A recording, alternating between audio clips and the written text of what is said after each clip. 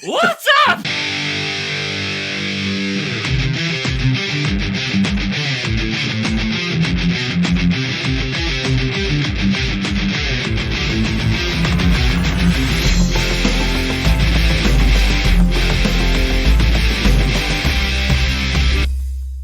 Hello, everyone. Welcome to another episode of Not Your Father's Movies. I'm Vito. I'm Mike.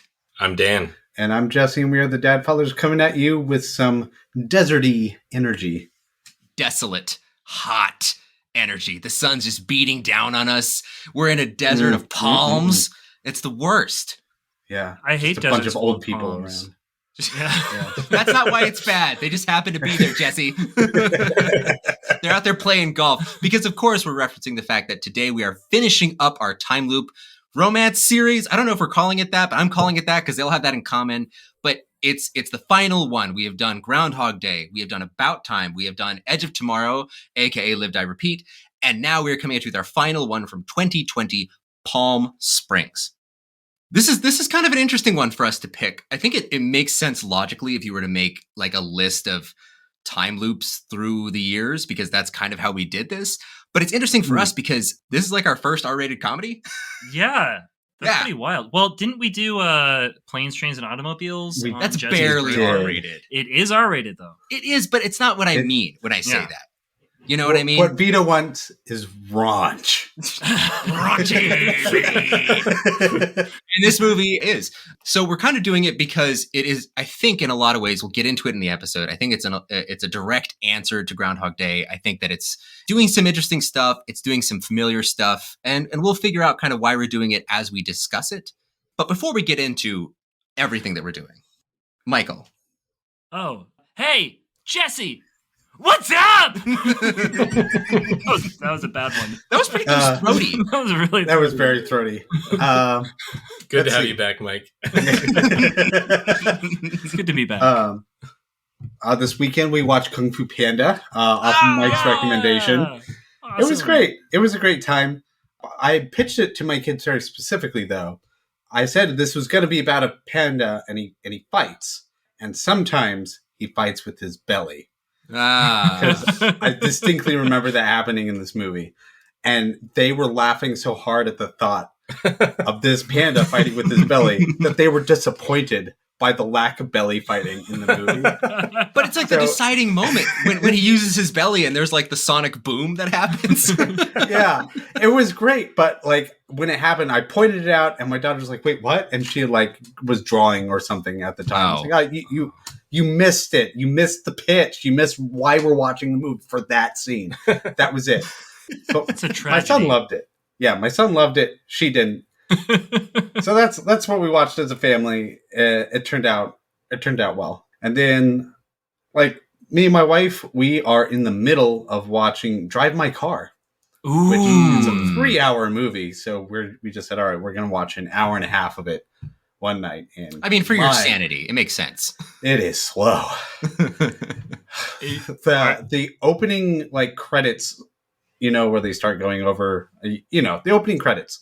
They start happening 40 minutes into the movie. I love that. Mike loves it. I am sold. I am sold. Mike would prefer if the opening credits were in the final scene. Yeah, I think that would be amazing. Then followed immediately by the end credits. It'd be amazing. That'd be amazing. I'm already sold. This is already my favorite movie of 2020. There's a bunch of awkward sex scenes that have happened so far, and they're really awkward. Good. I'm just like Good. Yeah. I don't know. This is weird. This is really strange. Really strange. Interesting. And that's where I'm at with this movie. And then suddenly we're not there, and he's being driven around. Yeah. So someone's driving his car, though. I mean, that's the sales pitch, right? Just drive my car. Yeah. Yeah. Yeah. Don't read the description for this movie, because the description for this movie I feel like kind of ruins it, because it's just like, well, I know I'm just waiting for this one thing to happen. Oh, all right, it just happened. All right. So don't read the description of this movie. Just watch it. I have to say, or maybe don't, because I don't know if I even want to watch this movie again. Who knows? That's a very far from glowing review. It's slow. It's really slow. I did really love The Green Knight, and I remember that you were not as hot on it, Jesse. And I did actually appreciate The Green Knight was slow, but I also don't really like slow movies. So this is a 50-50 for me, whether or not I'm going to enjoy this. I think Mike's in the bag. Oh yeah. My favorite movies are ones where I struggle against myself desiring to fall asleep. It's really about that. I like to fight with myself, and that's what it does for me. I actually had a thought like halfway through the movie, or halfway through my half of the movie, that like Mike would really like this. I'm going to take that as a compliment. Thank you, Justin. I think it was intended to be one. Yeah, And kind of, I know what Mike likes. We've also talked, though, about Jesse as the master at the unintended backhand compliment. Oh, yes. Yeah. Thank you. You're welcome. That was also backhanded.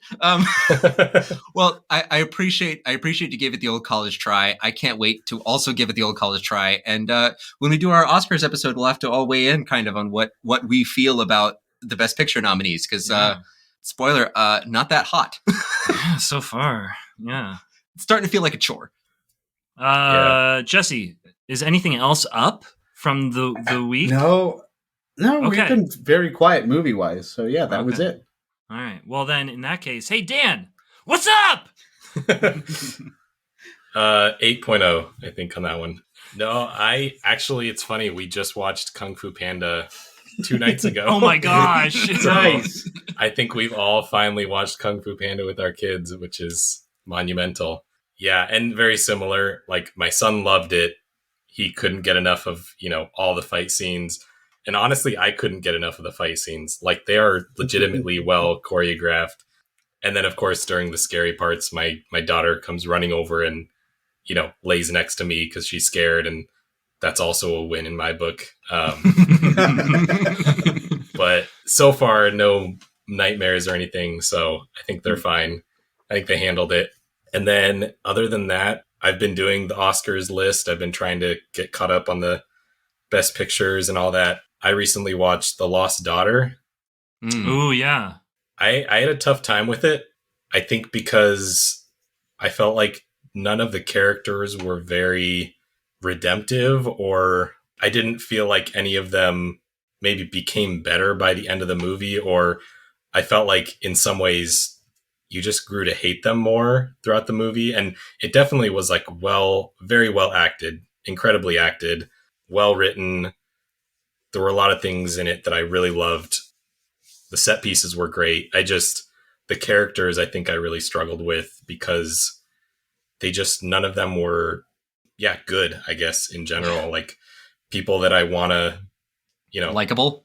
Likeable. Maybe that's the word I'm looking for they're not very likable. They're not very like, wow, I want to pursue that characteristic, or I want to experience that, or that's something, they grew in that moment. I never saw any like growth in their characters, and I kind of struggled with that. And I don't know, maybe there is a point to movies like that I'm not in a part of my life to appreciate. But is there like a Walter White type figure where, yes, he's evil, but maybe you happen to like some aspects about him and are kind of rooting for him in some way? Actually, so that's funny. I did think about Breaking Bad during it, because I'm like, I love Breaking Bad, and that's about not just a guy, who's bad. He actually becomes bad. But I also feel like the side characters are likable and you can relate to them. And in Breaking Bad? Yeah, in Breaking Bad. Yeah. And also I think it's more interesting to me to watch someone progress from good to bad than just be bad and maybe become worse. Like a classical tragedy, right? The Fall, right? It's at least somewhat entertaining to see like a good man become a bad man, right? Yeah. But to watch a bad man get worse, I mean, that can be fun if it's like a movie about bank robbers, right? Yeah. But it has to be like, it seems like it has to be like in a very specific kind of movie. Yes. It has to go from being like pretty bad to being super bad, rather than being like from kind of meh. I felt like the characters were actively dislikable, but usually, I mean, like Walter White, like you kind of want to spend time around him. He's got like force of personality. There's some charisma to him. Yeah, there's a force of personality there. Whereas I don't think anyone in The Lost Daughter, I mean, I didn't feel like anyone in The Lost Daughter, apart from Jessie Buckley, was very, you wanted to spend much time around. That was my feeling. Yeah, I agree with that. And they don't really get any worse. They just sort of stay. Ugh. Right. Like the movie slowly exposes you to how bad they are or have been. It was just more of like the exposition of how bad they were. It wasn't like they were changing drastically one way or the other.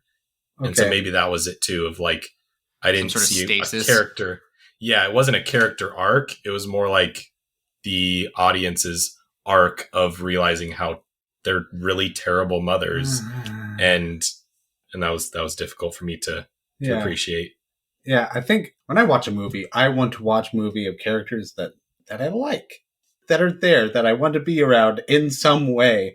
And if they don't have that quality, it's like Vito said, that needs to be bank robbers, needs to be like fast-paced, crazy plot, because I want to be there. I want to be in that time at that place doing that thing. Mm-hmm. But if it's neither of those things, if I'm watching characters I actually dislike doing in no situation that I really want to be in, I don't think I want to watch that movie. It's a hard sell. Yeah. I think my wife watched it. She had a lot of complicated feelings about it. I told her that I would watch it too, and we would talk about it. So I look forward to talking about The Lost Daughter, because it's it's Maggie Gyllenhaal's directorial debut, and it's honestly kind of about a subject that not a lot of things are about. Yeah. In a different way. I'm sorry. It's about something in a different way than most things are about that thing, right? Right. Talking about middle-aged women, talking about motherhood in a way that's not in a Hallmark way. That's not that common. And I would like to engage with it on that level. I just haven't made my way to it. But honestly, all the conversation that I've heard around it does make me invested to try and see what it is that I think about it. So I really look forward to watching it. I think that I've only heard really thoughtful and really constructive commentary around it, especially from you, Mike, and you, Dan. So I think, I don't know, I at least am interested to join in the discussion, even if I don't like the product. I find value in it, if only for the fact that it makes me extremely uncomfortable. Like, this isn't stuff that like you said, it's not something that I like to be around, and I feel like that's at least horizon broadening to some degree. But yeah. But Mike, we've got a question for you now. What's up? See, that wasn't bad. Yeah, it was great. I have no idea what was. Yeah. Jesse, what's up? Is that we have also been watching some Oscar flicks. My wife and I sat down and watched Coda over the weekend. Coda, the movie about the child of deaf adults, and great date night movie. Like, this is a feel good movie. It's fantastic. It's funny. It's got some tropes that like you're familiar with, but it's also like, hey, like, this is interesting, a slice of life that I've never encountered and never seen, and they grow, and gosh, these high schoolers seem grown up. But like an Oscar nominee, like I don't understand. I don't understand why this is an Oscar nominee, and we'll probably talk about that a little bit more in our Oscar episode.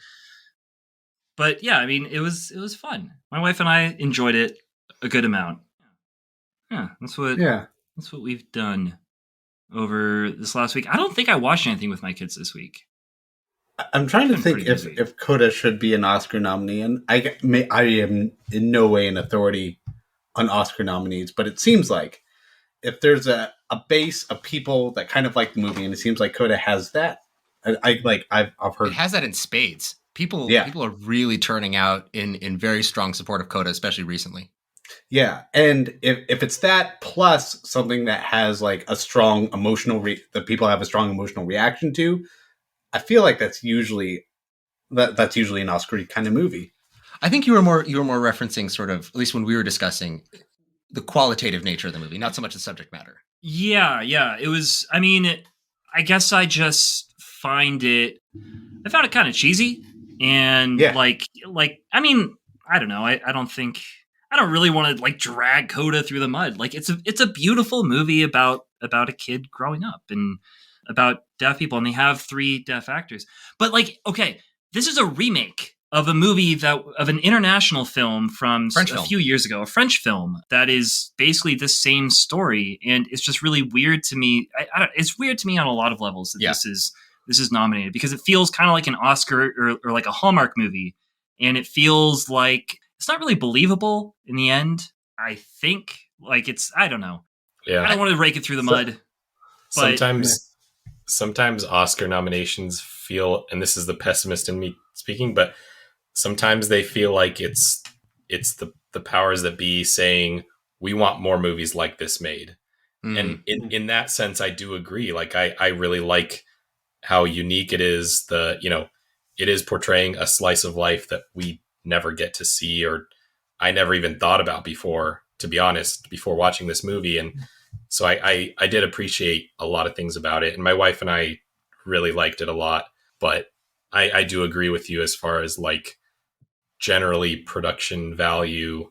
It does seem a bit out of place to say like, yeah, this is in the top 6 movies or whatever, top 8 movies of the year. Yeah, it's not peak cinema. Right. Yeah.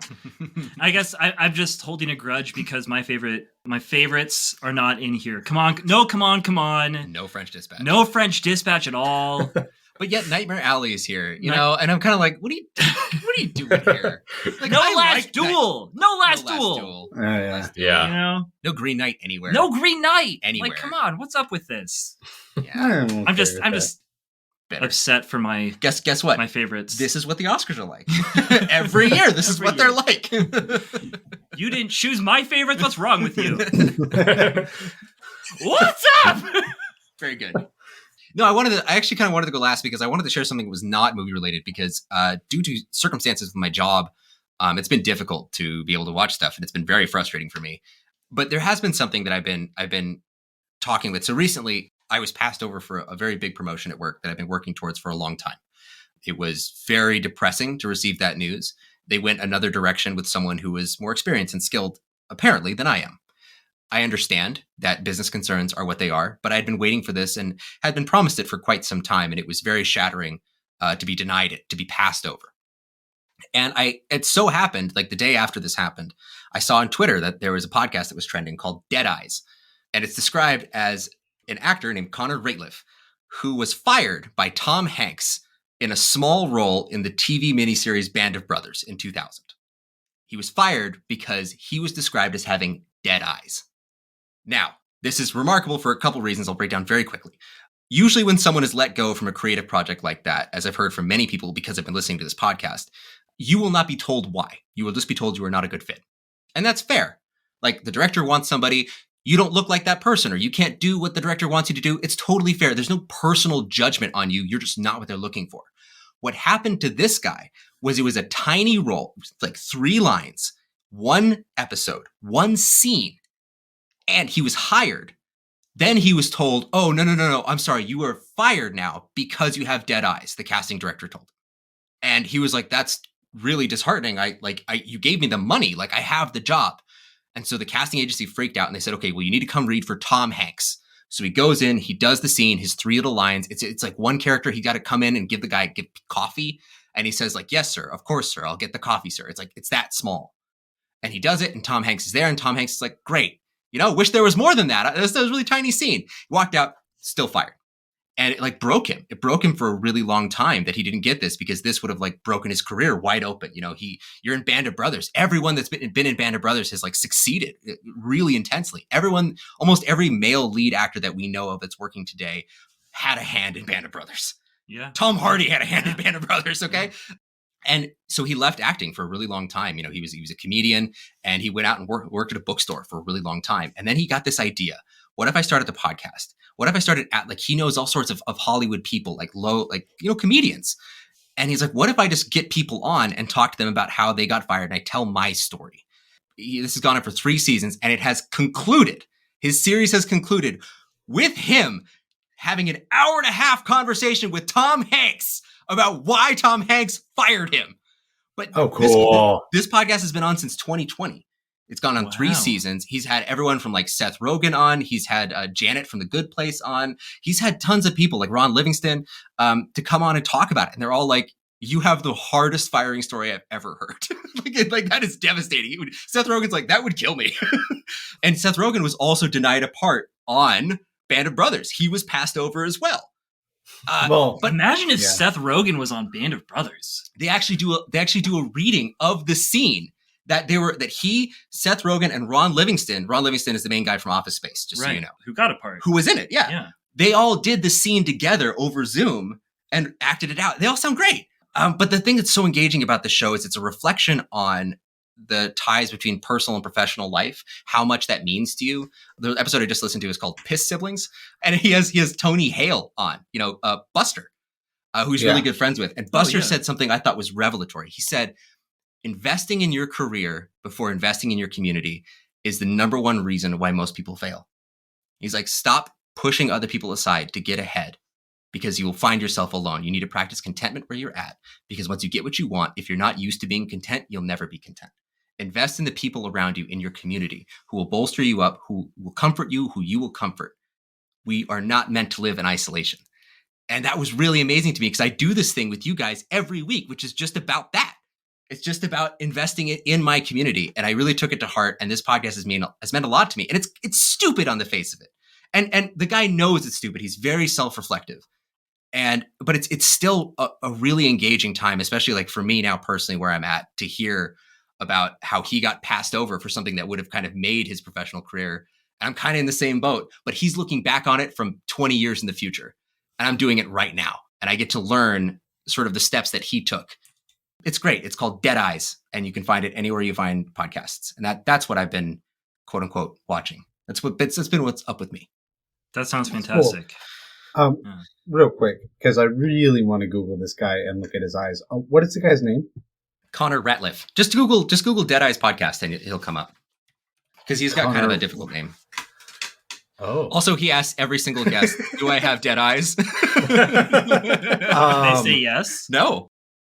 I know. I see what Tom Hanks is talking about. Yeah. What's really incredible about the pod is that, and about the role, is that it was 3 lines.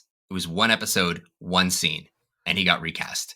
So I'm really looking forward to getting through I'm in season 2 of the show, and they're easy episodes, like 45-minute episodes. And he's been in stuff that he's been in Veep. He's been in Orange is the New Black. He's been in a lot of stuff. That's what I was going to ask, is if you've listened to the one with Tom Hanks. I'm building up to it. Yeah. I was just going to listen to the first one and then do the last one, but I got really engaged because he started it as him having like kind of no one to talk to. But the longer he does the show, he kind of tells you in real time. He's like, and then this guy reached out to me, and then this guy reached out to me, and he'll play the voicemails. The guy's like, "Hey, I was showing your podcast. I'm Ron Livingston. I was on Band of Brothers. Like, if you ever wanted to talk, like we could talk." And all these people are coming out. Like Seth Rogen is like, "Hey man, loved your pod." That's amazing. It's really cool. Yeah. And eventually I hear that Colin Hanks is on the episode too, Tom Hanks' son. Oh, great. I just want to see, like, where does the story go? Wow. It sounds like a Netflix show or something. So that's what I've been up to. And that's, I don't know. I don't usually get that personal on these, but it was a revelation for me today. So I wanted to share. Yeah, thanks for sharing. But man, he totally has dead eyes. I'm looking at his eyes. He has dead eyes. I don't think so. You got to see him in motion. Watch a video clip of him, because dead eyes seems to imply that there's no life in you. And when he's acting, he seems quite vibrant. I'm sure he does, but I like, as a still picture, like he has like a blank. He has mastered the blank face, and his eyes are kind of. No, I think you might be being needlessly cruel. I am behind Connor Ratliff. I think it's a great story. I think that people should check it out. Anyway, Mike. Well, so that's what's up. That's what's up. That's what's up. So getting into our movie this week. What's our movie this week again? Palm Springs. Palm Springs. From 2020, the end of our time loop series. So for cast and crew, this comes from first-time director Max Barbacow, I think is how you say it. Written by him and Andy Ciara, starring Andy Samberg, Kristen Milioti, and J.K. Simmons. I think most people will know all 3 of those names, but in case you don't know Kristen Milioti, she's the mother from How I Met Your Mother. That's the easy one. Mm-hmm. Everyone knows that. Yeah, she's got the really big eyes, dark hair, eyes kind of are petite. so big. Yeah. Mm-hmm. When they do the coat, him, Andy Samberg, and her next to each other, and you see Andy Samberg's eyes, and then the camera moves over to her eyes, you're like, "Holy cow!" It's really big. Yeah, it's like most of your face. Yeah. So this came out in 2020, and I guess I want to start out by asking. There's obviously no real nostalgia, I guess, but maybe there is. What's like a first impression? I don't know. Who wants to go first? I've got some nostalgia here, I feel like. So This came out in 2020, and I guess I watched it in 2021. But this, like, for the first time. But I watched it, I've watched it 3 times now. And it was a movie that really encapsulated like my feelings about the pandemic days early on, which feels like forever ago at this point. And so like there's some really like watching it again a year later after I'd seen it for the first time, I was like, huh, like I remember the feelings that this brought out for me as a like mid-pandemic human, which was interesting. Like it was really weird. I was like, oh yeah, remember that? Remember those feelings? I'm like, that was just a year ago. It wasn't that long ago. I really loved it the first time I saw it. And I watched it by myself and I was like, I gotta watch this with my wife. And so we watched it together like a week later and loved it again. Third time around, it loses some of its charm, I'd say. That's okay. It's still really enjoyable. I mean, yeah, it is. It is. You watch it 3 times in the space of 12 months. That's a lot to watch a movie. A lot of times. I haven't watched most movies that often. Right. Yeah. Do either of you have, Jesse or Dan, do either of you have nostalgia for the pandemic days? Actually, I'm going to rhyme with Mike on this. I didn't see this in 2020. I saw this in 2021. Or like early 2021. But like, yeah, it definitely made me think of like 2020, early pandemic days. The days where I didn't leave my house for weeks. Yeah. When I just like would go out at night and drink a beer walking around my neighborhood. Nice. I think I remember being on the phone with you a couple of those times. I'm sure. I'm pretty sure that happened. Yeah, I rhyme with Andy Samberg in this movie. Yeah. because of that time. I just wish I had a pizza inflatable. I know. I wish I had a pool to dive into every day. At least he had that. Yeah, it's true. There are worse places to get stuck in a time loop. And it's a wedding, so there's endless booze and food and a couple hundred people to talk to. You know, it really makes me think of the early 2020 days, and I think I really, really liked the movie when I first saw it because of that. Now that I'm a little more distance from those days, I think I like the movie less simply because of that. It doesn't feel quite as relatable to me anymore because, I don't know, Arizona COVID restrictions haven't really been a thing for a year and a half. So it's not nearly as fresh as it used to be. I still like it. It's still a fun time. But yeah, that's what I got for this movie. How about you, Dan? Yeah, I think I watched it. I think it might have been 2020 that I watched it. I went on a binge of watching time loop movies, actually, at one point. And it was, I think it was around the time that Boss Level came out, the Mel Gibson thing. And then also the Happy Death Day. I watched that one. Like, I kind of just wanted to watch anything that was of this weird subgenre. And well, it's like we talked about, there's a bunch of them that came out. Like, it was weird. Like, so many of them came out in the space of like 3 years. Like, you threw a rock and you hit another one. Yeah. And it's funny you keep saying time loop romances. It made me ask myself, like, is there anything but time loop romances? Like, could you make something that's not a romance that's also a time loop? Right. Maybe that's for later in the episode. Ask a question. But yeah, so I watched this a while back, and I was totally surprised by it. I thought it was going to be really dumb. At the time, I had never watched Brooklyn Nine-Nine before, so I didn't really know Andy Samberg or anything that he had done. I actually, up to that point, I think I always thought that he and Jesse Eisenberg were the same person. Oh, I could see that. That's kind of fair. Yeah. Like I guess I had seen him in like some SNL stuff, and I had seen him. I'm on a boat. Yeah. I threw it on the ground. Yeah. And I think he had shown up in a couple Parks and Rec episodes, but it was just like I'd only seen him in a few places, and then I saw Jesse Eisenberg, who kind of looks similar. He has a similar name. He does. It's the curly hair. And they also both speak very quickly, and they have Berg at the end of their name.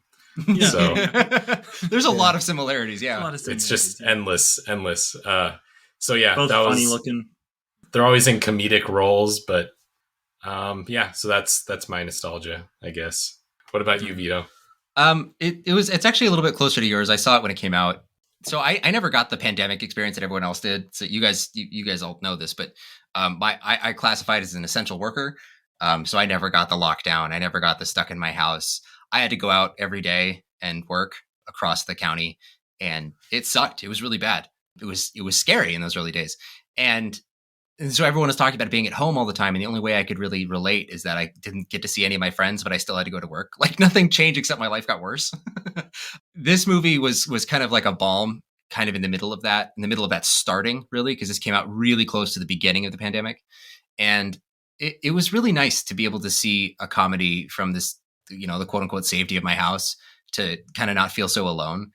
I do agree that it seems weirder now, but I think that that's probably just the residual memories. So when I say I didn't know if anyone had nostalgia, I do not miss those days, which is kind of essential to the idea of nostalgia. I do not want to go back in any way. I remember what it was like when I first saw it. I don't want that again. So I have zero nostalgia for this, but I enjoyed it. And I've enjoyed it several times. My wife really likes this movie. She's seen it quite a few times. And so I've seen it in bits and pieces, and I think I've seen it all together 2 or 3 times. But it's a fun movie. It's a good time. And at that time, I needed a good time. And watching it again, I had like PTSD flashbacks to when things were really shitty. And I didn't enjoy that as much. But separating that experience from the movie, I think it's a great comedy. I think it does bring a couple new things to the table, or at least it explores some new ideas.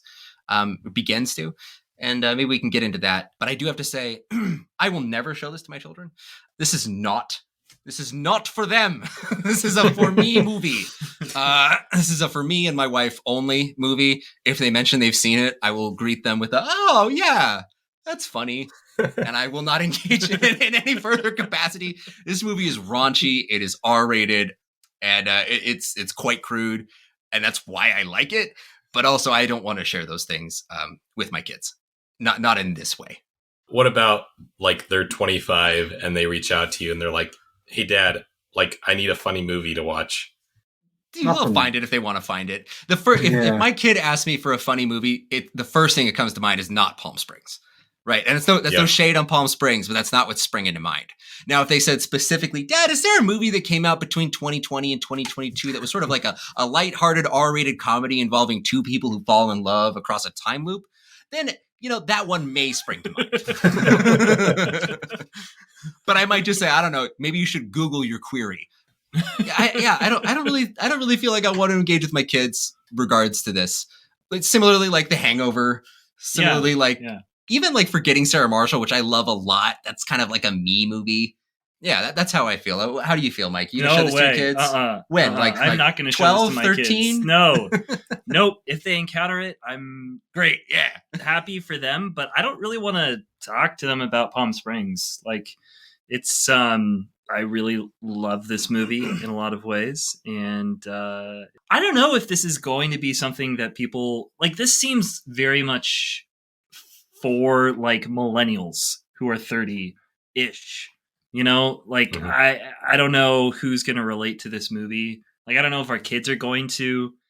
And if my kid's 25 and reaches out for a comedy, like, I'm guessing they're not looking for an R-rated raunchy comedy about like searching for love in their 30s. Like, they want something funny. They want a funny movie.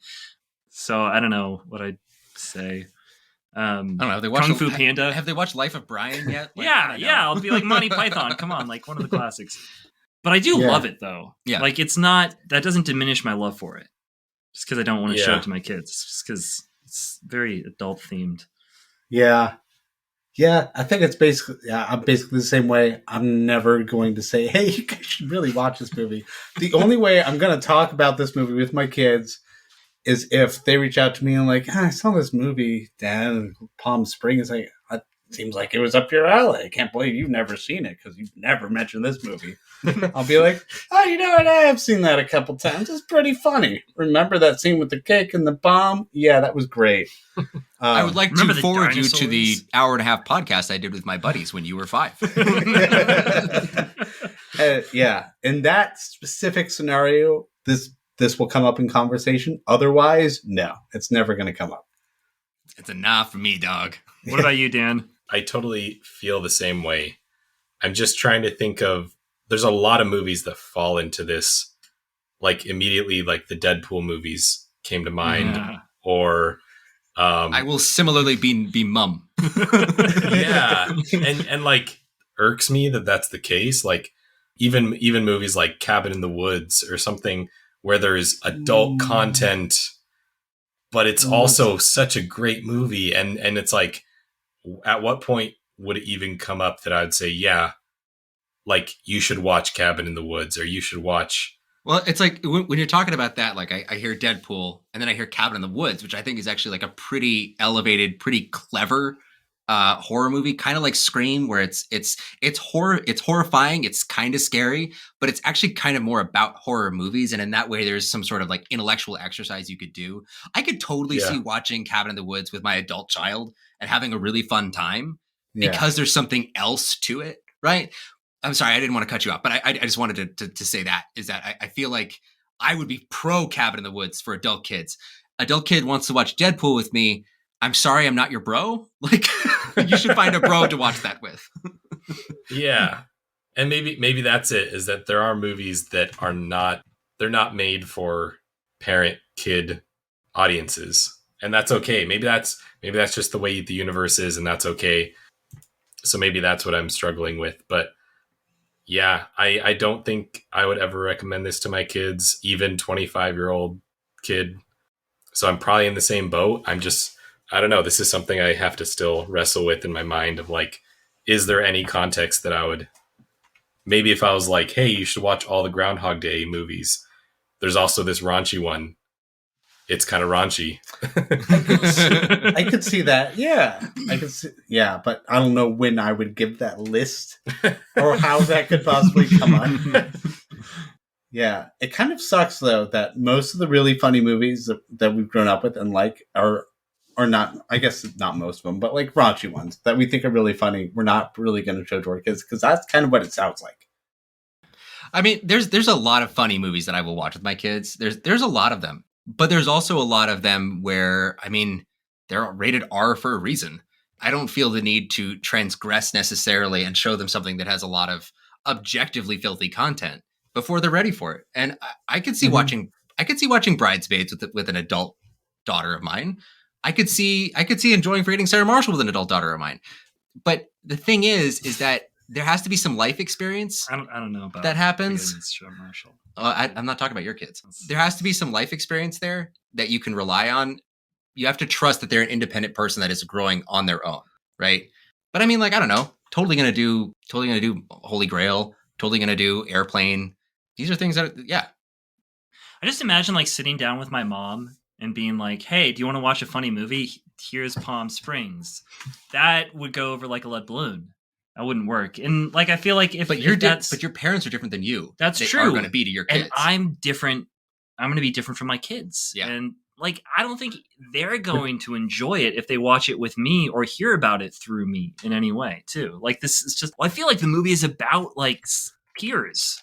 It's about a relationship of peers, and like, I think that's maybe why it resonates with all of us in a way that it doesn't resonate with our kids because they're 5 or something. I don't know. Yeah, my kid is 4 years old. I have no concept of what she'll be like as an adult. Yeah, yeah, man. I just had this terrible thought of the first time where my daughter will recommend a movie to me and I'll watch it and I won't believe that she recommended that movie to me because I know this is going to happen one day. Just like you just mentioned, like Mike going over and showing his mom Palm Springs. Like, there's always that sort of movie that I think I did with my parents. I can't remember which one. But like, I know my kids are going to do that to me. Yeah, I'm not looking forward to that. But I kind of am too, because then they'll be adults. I don't. It's exciting in some way. I'm really curious as to what movie this will be. Yeah. How will this age? Yeah. And in fact, I'm actually more curious about that than I usually am when we do like a new release. Like, we didn't ask when we did Godzilla vs. Kong, how is this movie going to age? We didn't ask that. It's clear it will age like milk. It's been a year since that movie came out, and I haven't heard a peep in about 11 months. That's true. In a lot of ways, you could say that we were the final word on Godzilla vs. Kong because we came out like 3 weeks after it came out. I'm excited for that. I'm excited for the future. The future is exciting because it's different. Yeah. And it's possible that this movie will remain within our wheelhouse and never be a movie that relates to any other generation. Like, this is totally like a cult classic, maybe. Yeah. Yeah. Yeah. like people our age will always like and refer to each other, but not refer to other generations. Existential crises involving multiple timelines and time loops they might be particular enough to just be our thing. Yeah. Is that a millennial thing? I mean, Dan Harmon's not a millennial, but Yeah. he's the one that's been writing the most of them. That's true. And I mean, like, he kind of is the voice of, he's created the most content, I feel like. This crazy bearded 50-year-old something man is like the voice for millennials. I don't understand. So healthy. He's getting so healthy. I'm really proud of him. Remember when he was like kind of a fat alcoholic? Yeah. And now he's like doing carpentry and exercising and making little funny He's such songs. a good carpenter. I'm really jealous. He's basically like Nick Offerman now. Kind of. He is. Yeah. Bigger beard. Yeah. Bigger beard. It's like he's got a Santa Claus beard. Yeah. All right. Well, let's jump somewhere else then. Jesse, could you give us your favorite scene? I've got a lot of favorite scenes, but my absolute favorite scene is just a little snippet. It's during the whole montage of them doing crazy things, and there's the bomb in the cake. And he goes up with a bow and arrow and says, "There's a bomb in the cake," and he pulls something out of the cake, and it's shocking because you don't actually, because you're wondering like, oh, like maybe he's just going to mess up the cake and just be a real ass and put it on the bow and arrow. No, there's an actual bomb in the cake, and he takes out the bomb, puts it on the bow and arrow, and launches it, and it explodes.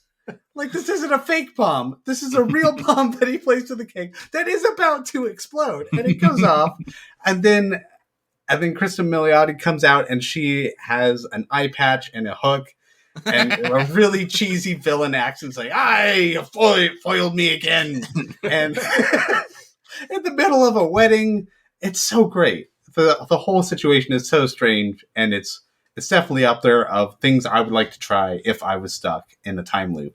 And I love the surprise of that scene, the surprise of how it actually goes, that there's an actual bomb, and they're just there, and there's a bomb just for shits and giggles. That's it. Imagine the days where he wasn't able to shoot it away from them. How many times did they actually blow up? Exactly. And where did they get the bomb? Like, where did this thing come from? I mean, Yeah. you get to retain the knowledge. I mean, that's the whole thing. Like near the end of the movie, right? When she comes back, how long would it take to conceivably figure out how to make a bomb? Like a week? You got 24 Yes. hours. You know? She had to get C4 though. I think C4 Yes. is hard to get in a day. Well, but they knew the guy. They knew the guy with the thing, with the guns, Yeah. and the Yeah. wife. He had a bunch of bombs, that makes illegal sense. weapons. The Yeah. writer of the Anarchist Cookbook. Yeah, right. Not Yeah. the father That's a great scene. Yeah. of Andy Samberg. Yeah. It's my favorite scene is very much, I think, right before or right after that one. It's them dancing in the bar. It's so quirky and it's so ridiculous, and it's like a perfect little like picture of their relationship and how weird they are and how they're perfect for each other because they're so weird together. And the music is so weird. It's like this weird techno synthetic thing, and it's just perfect and weird. And I think in that like 20 seconds, it just shows what I love about the movie, just how funny it is and how random it is, and it doesn't care to be random. Yeah, that little dance scene is priceless. Yeah. It's up there like top tier hilarious scenes for me in movies. Nice. I laugh out loud every time I watch that scene. It's a lot of those like non sequiturs, like either, you know, talking about both your scenes too, that you can really, at least I can really feel the Andy Samberg nature, Yeah. right? Like, Kind of the skit yeah, vibe. yeah. Let's just do like a quick joke. I mean, it'll be like 10 seconds of screen time. It'll take half a day to set up to shoot, but it'll be really funny. Yeah. How about yours, So Mike? great. You got to find your Irvine, man. It's a good You scene. got to find your Irvine. This is when they're sitting out back. Yeah, when Andy Samberg goes to what's his name? Roy.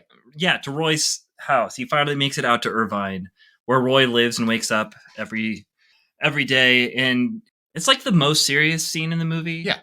And Roy talks about, well, he's got his kids there. They're weird. So They're really like, weird. this is a weird family. This is a very odd family. Like, a guy shows up, which is weird. But he's like knocking on the door, making all sorts of noise, and all the neighbors like, what is going on here? Yeah. It's just a weird family, and Roy is just like, you know what? I had a lot of anger, but But then I realized it was always a good day here. And like, there's my son. He's watering shit. Watering a pile of dog shit. It's beautiful. This is a beautiful life. And I'm never gonna walk my daughter down the aisle. I don't know how I'm gonna do that.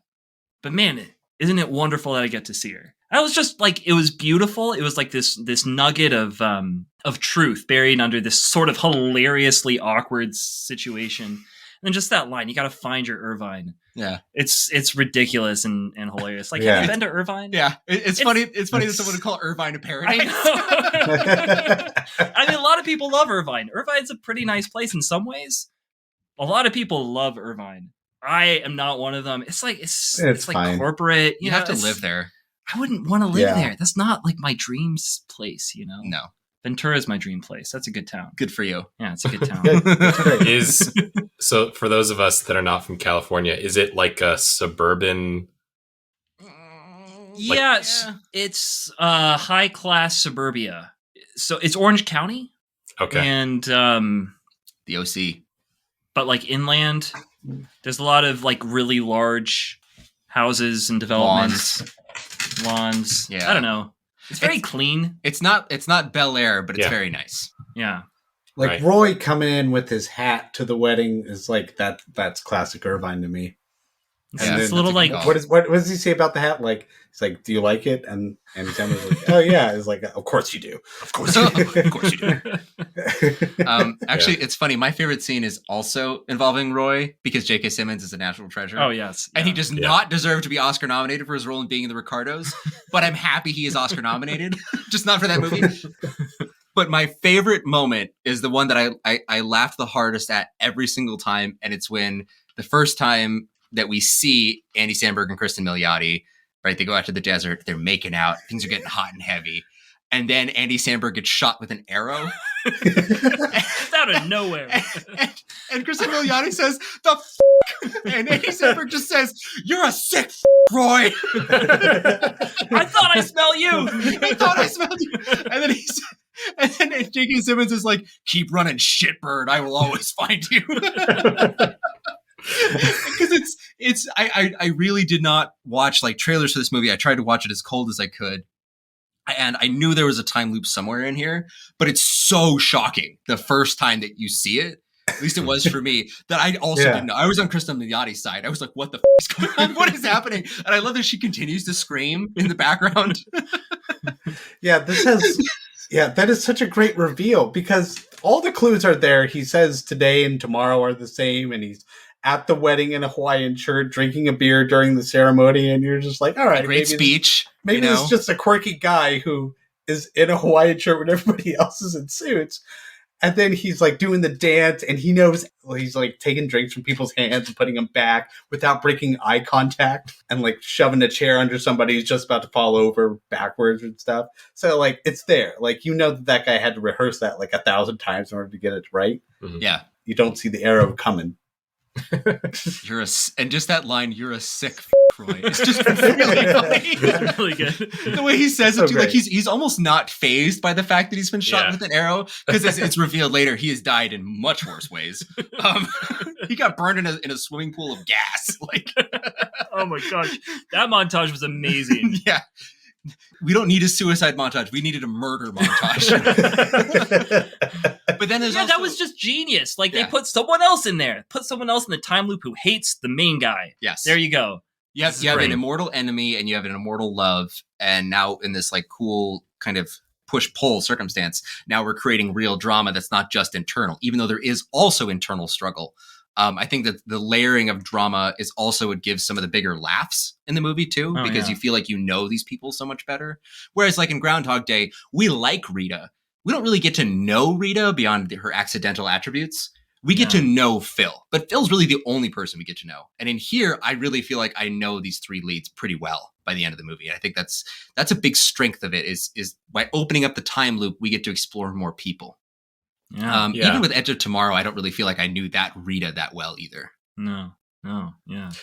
Yeah, and I think with the fact that they all have so much time, like J.K. Simmons' character, he has just as much time, like years and years to develop himself, and that lends depth to his character. Like, you immediately are listening more attentively to what he's going to say, because you know that he's lived 20, 30, who knows how many years in this time loop with Andy Samberg. So it's like you kind of give more ear to what he's going to say, or like, you know, what he's going to say is going to be impactful, or it's going to be interesting at the very least.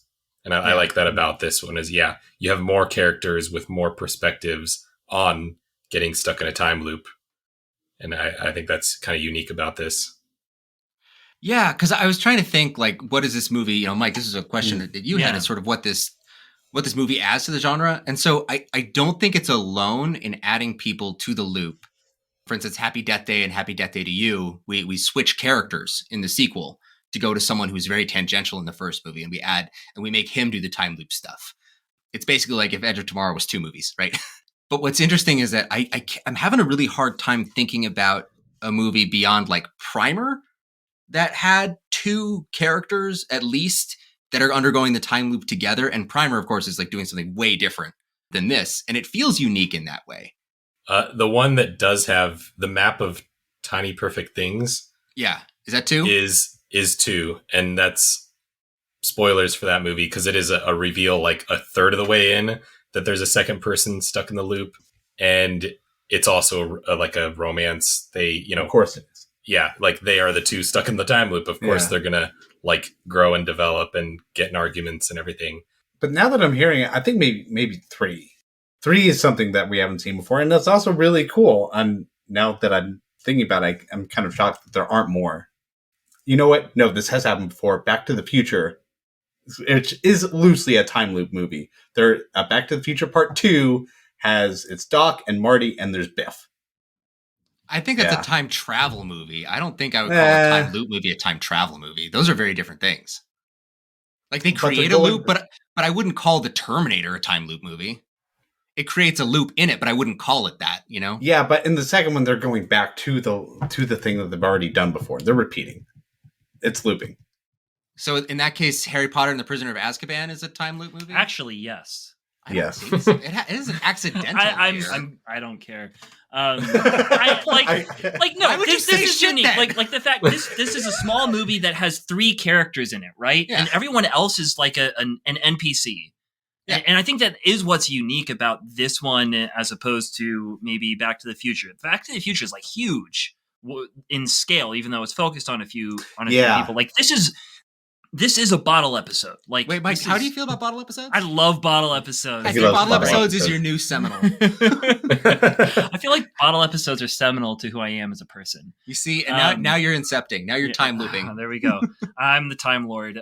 No, yeah, like, but what makes it really awesome is that, like, none of them are connected before this sort of happens, and they become connected sort of extremely accidentally. And we've got just extremely large emotions and a lot of the past that's coming in with each of them as they enter into this continuous loop, which I think is really really unique too.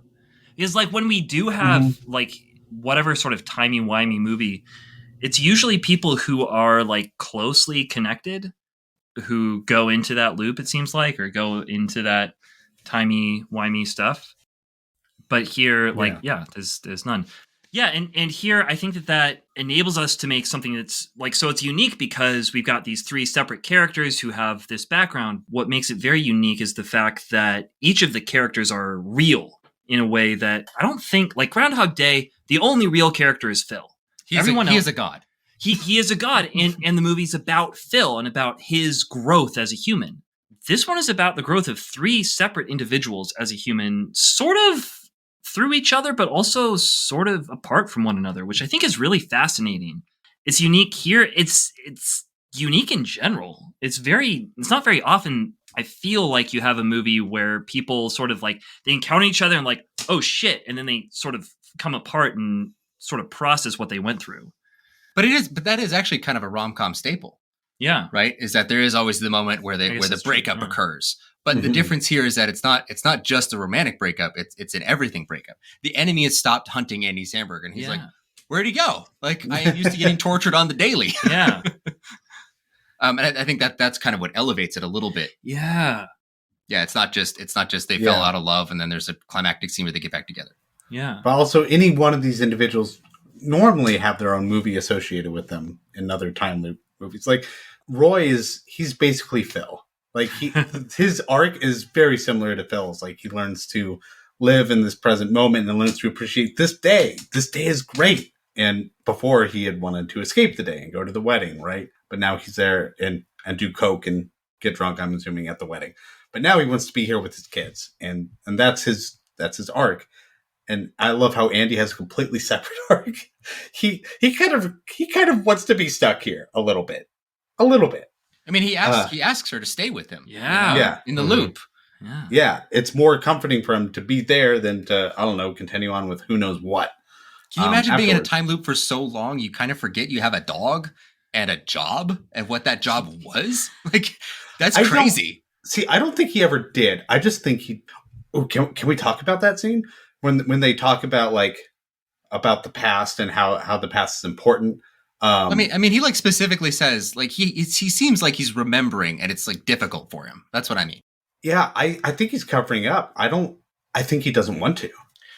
I thought there was going to be a reveal later on, kind of like the reveal of Kristen's character that she is, she was cheating with the groom to be. And so I thought that when he didn't reveal what he did for a living, I thought it was going to be something embarrassing or something that he wouldn't want people to know. And then there wasn't. So I actually thought that meant he really did forget. Like he had been in it for enough years and enough time has gone by that he literally does not remember who he was before the time loop. I think I would believe that if it wasn't for the fact that he remembered his dog at the end.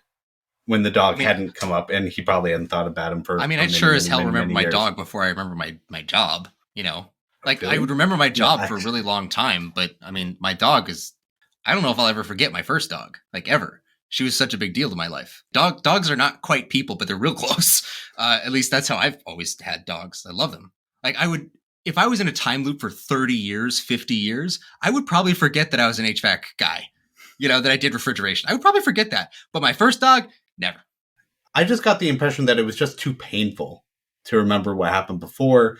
And also, like, he's gotten into this mentality of the past doesn't matter. Yeah, well, I mean, she mentioned something like you need to remember the past so you don't repeat the same mistakes, whereas he can repeat the same mistakes however many times he wants because it'll never come to bite him in the ass. Yeah, he's got the candy bar, and he's like, the piece of the candy bar that doesn't exist anymore. Doesn't matter. The only thing that matters is the next bite that I take. Yeah. It's more like it doesn't really mean much to him anymore. It's not that... I really think he still remembers his past life. I think they're being honest, though, because they're tripping shrooms at that point. That's when they see the dinosaurs. Like, so he has the scene where he does lie to her. Yeah, I don't know. I think you're supposed to think that he's actually forgotten. It's probably a pretty shitty, uninteresting job that he doesn't care about to begin with. Probably not a career. Or if it is like, it's just something that he doesn't care about is the point. And like, oh, that's true. Yeah. Yeah. And he doesn't really care about a whole lot in general, except for the next bite. And just living in this time loop for a long time, he's just been trying to forget about the things that tied him to being, I don't know, a continuous character or something. Like he's like, no, I am Human. Just today. That's me. And he's effectively forgot. But yeah, like a dog, that's so much more meaningful than a job. Yeah. I do feel like something else that makes this movie unique is the fact that these characters do feel very much tied to our generation. Yeah. What they're going through with, especially like the depression. I feel like depression, not that it's something brand new, but it is something that's in the last 20, 30 years has become much more open and explored. Yeah, that it's now people are willing to share it. It's now more, it's not something that's a dirty, dark secret that, you don't tell anybody about. People are more willing to talk about it. Going to a psychologist or psychiatrist is a little more, it's still a little bit faux pas, but not as much as it was 30 years ago. Well, it's a joke in Groundhog Day, right? When she talks about like the things she wants in a man, and she mentions like a man is not scared to cry in front of me, and Phil says, "We are talking about a man, right?" Yeah. Like this is very far from that. Yeah. Mm-hmm. He cries in front of a lot of people. Yeah. In fact. All the time. Yeah. All the time. Oh, that's interesting. Yeah. Yeah, and like showing characters that are depressed, stuck in the mundane, and are scared to commit, right? Like Kristen's character is afraid of what a future with Andy Samberg would look like. And I love that line where she says, like, what if we get sick of each other? And he's like, we're already sick of each other. It's great. It's the best. And I don't know. I just felt like a lot of lines in this movie and a lot of what they did in the characters is tied to our generation. And in that way, it's kind of unique to any of the other time loop movies and really adds to the genre in that way. Yeah, it's like we talked about too with the Groundhog Day, how the sexual deviant part of Phil's life was very kind of unexplored because it's a PG rated movie. And this one's like, but what if like half the movie was that? It's not quite that. It's a lot. And that is also kind of adding to it. And that's also like a new generation's focus, right? Is more on this. And this is a movie for adults, and Groundhog Day was a movie for everybody, right? The scene where it's Andy Samberg and the dad. What are we doing? What are we doing? Like, how did he pull that off? And then it's like, oh, he didn't do that. All right, cool. Yeah. No, I'm just kidding. Yeah, and so I think there's something too about talking about our generation and like the fixations of our generation, and different expressions of sexuality are definitely the focus of the culture nowadays. And so that's very well reflected here. It makes me laugh so hard. It probably shouldn't, but when his girlfriend, what's her name, Misty, when she's like, wait, are you cheating on me? And he's like, no, you goof, you're cheating on me. The way he says that line, no, like, you goof. Like nobody but Andy Samberg could say it that way, and it's so good. Yeah. Okay, so we talked about we talked about three different perspectives, three complete characters. Yeah. That's bringing something new. We talked about the shift in focus from subjects to something new. We talked about the place setting and the treatment of mental illness as something new as well. Yeah, there's a lot of new stuff here. While still we're kind of redoing the old ground. It feels like more than a facelift. It feels like a renovation on an old concept that feels exciting. Anything else that we want to mention? Yeah, I mean, what about like, so with that sort of final expression of love that they have, I love it a lot. Like, and Dan, you brought this up. What's different about their love? About like when they're standing in front of the time loop, like cave, time cave, the time cave, Bing, Bing, emphatic period. Emphatic period. Like that's just it's a great soliloquy. And it's hilarious, and like what if we get sick of each other? We already are. It's the best. Just that idea of like, I don't need you, but maybe, just maybe, life could be a little bit less mundane with you in it. And that's kind of like the excited, like, love is amazing moment of the movie. My eyes really glaze over anytime that happens in a rom-com. So like for every like climactic moment in a rom-com, I'm usually just like, This is where they say, but this is all wrong. And then the other person says, but that's what's great about it. And you're like, yep. Well, this felt like kind of a reverse. This felt like kind of a reverse of that, because it's literally just what you said, though. No, but it is the climactic moment, but it's not when that, like, she says the thing and then he just agrees and says that's actually what's good. Well, yeah, but then it keeps going, and she says, like, maybe life would be a little less mundane with you in it, right? Like, that's the idea. Like, life is mundane. Life is this sort of endless Groundhog Day thing where you wake up and you've got all the same problems and you sit with the same person, you're working through the same shit, but there's someone else who's going through all of that with you. What's weird about it to me is that it seems like Andy Samberg's big realization is that he needs her. Like, he's in the bar and he has like the one drink and the lady keeps asking, like, what'd you put in his drink? And his big realization is, I need her to be happy. And then her big reveal is, I need you to be, like, for life to be a little less mundane. It almost seems like she doesn't love him, And then she suddenly says, I love you right before they kiss. And there's they go through the time loop for the last time. And it was strange to me this time watching it. Like that struck me that there is a difference in how they portray like their love. It's not just this perfect, like, oh, and I love you and now everything's going to be great. It's almost like, I don't know, is the movie trying to say something about the differences that men and women love each other, or about just how like millennials love each other? I don't know. That's kind of what I wanted to ask is there something deeper here, or am I just reading too much into a rom-com? I mean, a joke answer is they fell in love in a hopeless place. This is the movie. That song, it's really where it comes from. I always imagine like a dark, gritty club that people fall in love in. It's like this. Whenever I hear that song and I hear like "hopeless place," sweat. I actually think of like a cave. Like they found each other in a cave and like, I love you. This is a hopeless place. And then they climbed up like Christian Bale out of the cave. I can't imagine Rihanna's song playing to Christian Bale climbing out of the cave, though. It'd be perfect. It'd be perfect. Amazing. What are you talking about? Should rescore that movie. Yes. Yeah. No, but that's just a joke answer. Because I thought of it. What do you guys actually think? Yeah, I mean, I thought it was. I thought it was interesting. I thought it seemed like very unique to. Well, I don't know if it's unique. I don't know. Is it unique? Like, or is this just the same thing as like, I don't know, any of the old 80s romantic comedies? Well, I would say there is one difference, which is that usually with rom-coms, there's some stakes involved. I don't know. Like, there's an upcoming plane trip and they'll like lose touch forever. There's that. There's always a sense of finality. And I guess you do finally get the sense of finality. Well, you have the sense of finality. He's going to be stuck in the time loop and she won't be. Yeah, mm-hmm. And then she won't be there. And he'll just go back to, I guess he doesn't know this, but she would be there in the time loop and he'd just meet her every day again.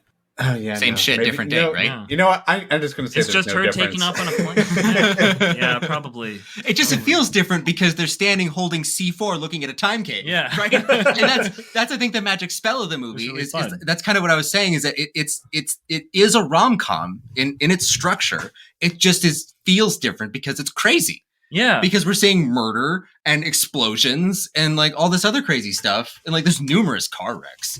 Like there's so much nuts going on in this movie that a plane blows up. Yeah. Or a plane blows up. It's great. I feel like what's really fun about it is that it distracts you from what could seem like formula. Yeah. By taking it in a fresh direction. Not a fresh direction, in a fresh way. Because there are no stakes in this movie. There's nothing to fear. There's nothing to really hope for. Well, you sort of hope that they get together. And that's the only thing. Yeah. And the only time like stakes are introduced are when the C4 is introduced, when they go into the cave, and that's when it becomes just like every other rom-com. Yeah. But it does a good job too of making you sort of go through each of the characters like arcs as well, because like you kind of want to stay in the time loop with Andy Samberg. Like you know what, this is fun. This is enjoyable. I could stay here for a while. But then you're also like, how cool would it be to figure out the way out, like Christine Milioti? And then you're also like, how awesome would it be to just hunt someone down every single day? Yeah, like Roy. I'd hunt you. Oh, you too. I'd hunt you. I'd just show up at your house every day and you'd already be gone. You'd be at my house and be like, shit. I get up earlier than you. I have the drop on you. Yeah, that's probably true. Yeah. But I feel like maybe that, I don't know, that leads to sort of talking about Andy Samberg for me, because I feel like this is something he does a lot, which is, I don't know. Andy Samberg is one of my favorite comedians in a way. Yeah. And Jesse, you brought up, like, what do these two characters bring to this movie? Yeah. Right. Well, they're the beating heart of the movie. It feels like the stories, maybe it is just the structure like Vito is pointing out, but it kind of feels like a lot of it happens to be Andy Samberg. I could be wrong about that, but I don't know. What do you think? A ton of charm. What do you think they're adding to the time loop series, and to maybe rom-coms in general here? Is I don't know. Are they making it something different? I feel like they're a worthy addition. Like I feel like they could stand up there with some of the better ones. I don't think it's Harry and Sally, right? I don't think it's that good, but I think they're head and shoulders above most rom-coms. And maybe over the years, this will look even better and better. Maybe this is just like some recency anti-bias, right? Saying it's not that great. I think it's pretty standard for a lot of stuff that we're seeing now, but I think it's done exceptionally well. I think that there's a lot of depressed couples in romantic comedies, such things, right? Not necessarily romantic comedies, but in series and TV shows and things. A lot of stuff is about depression. A lot of stuff, yeah, and trauma. Mm-hmm. And with this movie deals heavily in both, right? And depression and trauma are not even like accepted. That's like what everyone talks about. I mean, one of the biggest shows on TV right now is about depression, trauma, and drugs, and it's called Euphoria, right? Right. Right. And I think Andy Samberg's character, at least the ones I've seen him play in other things, he's always kind of that happy-go-lucky, act like I don't care about anything, but secretly I do. And he even has a line in this movie where he's like, all right, back to acting like I don't care. And I think that is relatable for us in our generation of like, we don't want to look like we care. We don't want to, like, we're the ones that had like alternative rock that, you know, the emo movement and all this of like rebelling against, you know, the powers that be. And we still feel that way, even if we secretly do care about things and care about others. We don't want anybody to ever know that we do. And no, Dan, we rebelled so hard, we decided to go back to the system. Right? Yeah. That's how hard we rebelled. We rebelled against Gen X, who were... Look, when you rebel against the rebels, you're just the Empire. Hey, we're striking back. It's a full circle. Yeah. Yeah. So I didn't mean to cut you off, but I kind of saw that because I've thought about that a lot. Like when Gen X is coming up in the 90s and they're rebelling against the system and it's a sin to sell out and, you know, you don't want to be involved with the man. But then, you know, we would, as millennials, we would like to buy houses. We would like to have good paying jobs, to have good stable lives. You know, I can't live in rebellion my whole life. I must do something. Well, I'm going to push away from that which isn't helping me, and I'm going to help myself, which I guess is selling out. Yeah, everyone I know is sold out. Yeah, including me. Yeah. Yep. we're here. Hence the depression. Hence the depression. Yeah, and the mundanity, and like trying to find someone. Yeah, but Andy Samberg especially, like I feel like he does a really fantastic job of taking these sort of old formulaic things. Like Brooklyn Nine-Nine is hilarious. It's a formulaic show. You know what's happening 99% of the time. Yeah. Brooklyn Nine-Nine. Nine.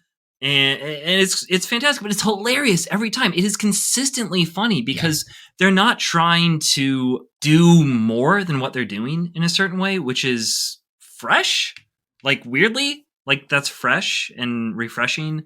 And what they're trying to do instead is like, okay, how do we make this gag actually funny? How do we one up maybe? How do we push the limit of the joke itself rather than of the structure of the show or something like that? And I think that that's what's happening here. It's hilarious because it's like slapstick. Like we don't get much slapstick. Yeah. I feel like these days. I don't think I've seen very much like that. Slapstick mostly now seems to be in funny murders. Yeah. Yeah, exactly. And this isn't that. It's a sweet movie there are about funny love. Murders. There are funny murders. There are a lot of funny murders. Yeah. That's true. But also Kristen Milioti has a hook.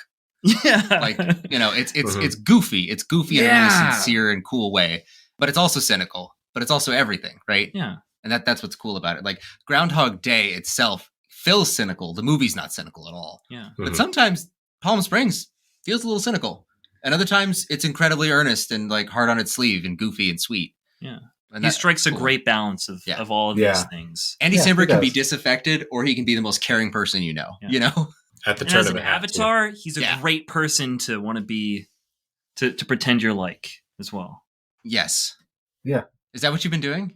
I like no, you always pretend that you're the protagonist in the movie that you're watching or whatever. It's right? true. Like he's a great person to pretend to be for an hour and a half. Yes. Yes. Yeah. What does the pool mean? What does the pizza floaty mean? How do I get a pizza floaty? How does he Amazon. How does he cannonball in the same exact spot in the pool every day? That takes talent. It's from the diving board. He jumps from the diving board. Jesse's just asking how is it the same every single day? Oh. Well, he's been there a million times. Yeah. He practiced it. I guess that's his favorite thing to do. You just cannonball. You never. Yeah, he's in a real rut. in this, right? Yeah, Like- he's deeply depressed. Yes. No, we had talked about the monkey thing back in the Groundhog Day episode, remember? And we said we were talking about how maybe sometimes people like to do all possible things, but without Kristen Milioti, he's just doing the same thing over and over and over and over and over again. Because I think we Without get the impression variation. he's run out of things. Yeah. He's run out of Yeah. new things, right? This is where he lands. Yeah. Yeah, he says that I felt everything there is to feel, and now I can't feel anything. Like, Yeah. such a that's the definition of depression right there. I was thinking, you know what I definitely try and do? Just lay out naked in the desert and see how sunburned you could get. Yeah, how long it takes to die. Like, do cocaine and just lay in the desert. Yeah, like do all. I don't think you would all the if you cocaine. did Just that. try and stop your heart. I would spend a lot of time doing stuff like that, like extreme jackass. Smoke crystal meth and see how far you get. Exactly. Running on foot. See if you make it to Texas then. Okay, well then, final question, and I'm going to throw this to you, Dan. Is this a dad movie? I don't think so. I feel like this is definitely a movie I like, but not necessarily as a dad. I think that I would have liked this as a bachelor, and since I can't think of any situation I would recommend it to my kids, I don't really see how me being a dad has anything to do with it. Yeah. The only scene of dadness in it is when he tells the Rudd guy, is his name Rudd or something? Roy? No, the guy that has all the guns and everything. Oh, Oh, yeah. yeah. When he's like, I'm your father, or I'm your son, or whatever, and they hug and everything. It's more just for comedy. Well, there's also the Roy sequence where, his son is watering the shit. Oh, that's true. Yeah. So they're all kind of comedic moments. There's nothing really. It's more of a romance, like a true young teen or a young adult rather romance. So I don't really consider this a dad movie. What about you, Mike? Yeah, I feel the same way. I don't think I feel like this is the spiritual successor to 500 Days for Summer. 500 Days of Summer. In a lot of ways. Yeah, I'm just going to say that. This is a young man's movie. This is like a movie for kind of a single young dude, which I was at one point. So it's still a movie for me, but not as a husband, not as a father. What about you, Jesse? Yeah, same. Not a dad movie. Like you were saying, there's nothing particularly about being a dad that would make you appreciate anything in this movie more, except for the Roy scene. And that would kind of be it. It's definitely not your father's movie. I'll say, Absolutely not. Holy This- cow. Absolutely not. this is for us, and I think, like we were saying, this is kind of our generation and our mentality, and that's kind of cool to see on screen. But it's not really very dad. Yeah, I concur. I will push back a little bit on the single guy thing because me and my wife really enjoy this. My wife especially really loves this movie. That's true. And she was really excited to watch it with me, and she has not been excited to watch some of these time loop ones. But she was really excited to watch this one with me, and it's something I enjoy watching with her. She's a big sucker for Andy Samberg, and so anything Andy Samberg's in, we love watching. Pop Star, Hot Rod, Brooklyn Nine-Nine. Always on the hook for Mr. Samberg. So I will always enjoy watching it with my wife because of how funny she finds it, and I will laugh at how much she's laughing. But it's not essential to me being a dad. It might be essential to me being a husband, but that's more of Andy Samberg. He's big in our relationship. They can never meet. They can never meet. He makes her laugh way more than I do. All right, well, that about does it. We have wrapped up our time loop series. Or have we? We did. Will we be back tomorrow? Well, no, we Same dropped thing. We dropped the Different- C4 down in the cave. We were nice to people. Oh. We had a kid and couldn't go back further, and we We blew up the killed- Omega. The Omega. Yes, Or did we? we're out. We did. It's Or did dead. we? Well, the Omega's dead. Maybe the Omega now is Tom Cruise. We haven't answered that. We haven't answered Maybe that. the real Omega is the pods we made along the way. Fantastic. Thank you, Mike. Maybe then, since you so eagerly want to say things, what's our next series? Oh, I've got no fucking idea. Yes, you do. I do? It's your series. Oh, that's right. Did we decide what it was going to be? It was up to you. To be continued. So lame. All right. Well, we'll update you when we know. And until then, for all of us at Not Your Father's Movies, I'm Vito. I'm Mike. I'm Dan. I'm Jesse. Good night.